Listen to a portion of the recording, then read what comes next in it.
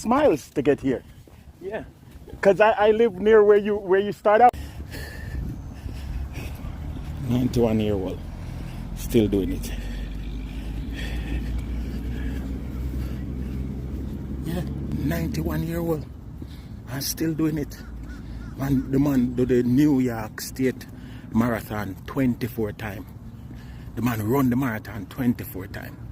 Him live approximately 8 miles from the park and him ride a bicycle every day come at the park. And then him walk 1.5 miles and ride go back. Can you believe this?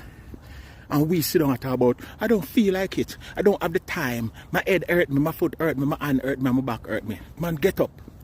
Get up and go make something happen for yourself and for your health. 91-year-old and me out here feel like me do good with 5 miles. The man make me look like me now do nothing, ladies and gentlemen. And I'm telling you, you can do it.